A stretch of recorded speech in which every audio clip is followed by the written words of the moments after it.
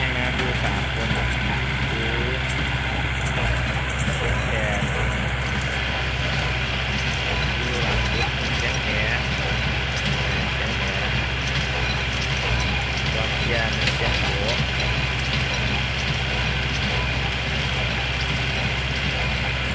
แต่ครับผมคือ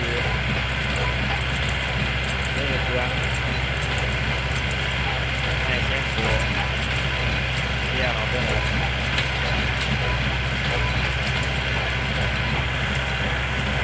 ก็เสียงแหนวันเย็นเลยเดี๋ยวก็เสียงยังหยอดวันเย็น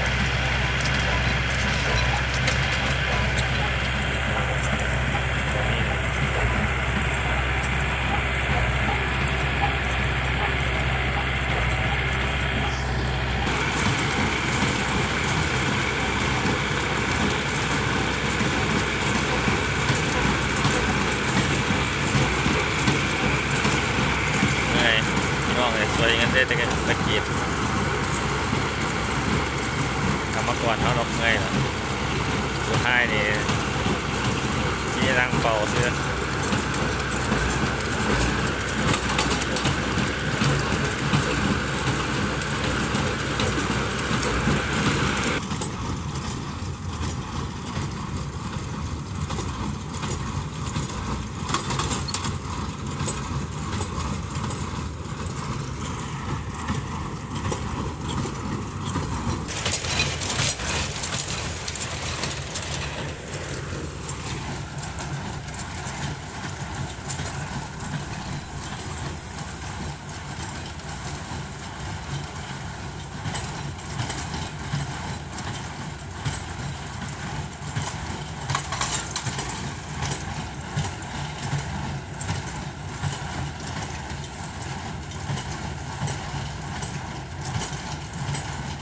เจ้า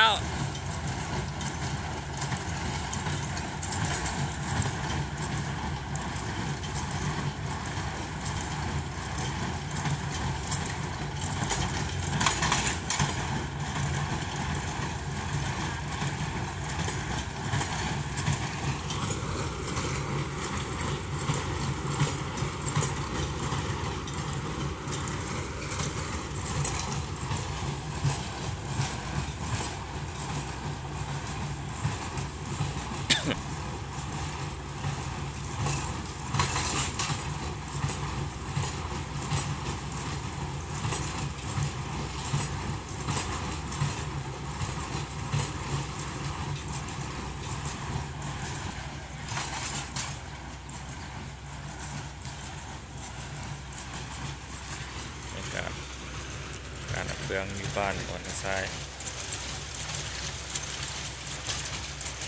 บ้านเสียโต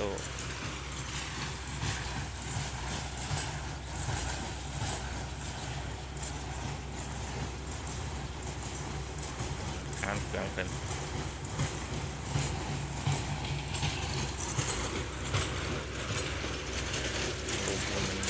มัวพันเป็นจ้างอัด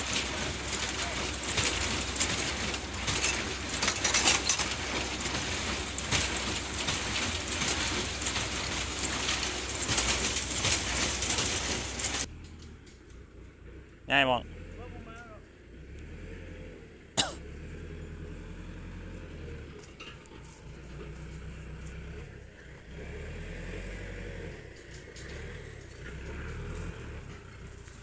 แล้วปั้นหลายเทือดิ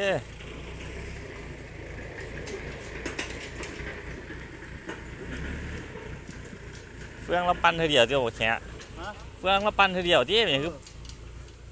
เอาเฟืองปั้นเทือเดียวก็ไปร้ายเดียวตัวร้ายเดียวไม่ได้ก่อนใช่มันพังมาพังนี่แหละพังตอนซัวแย่นี่แหละ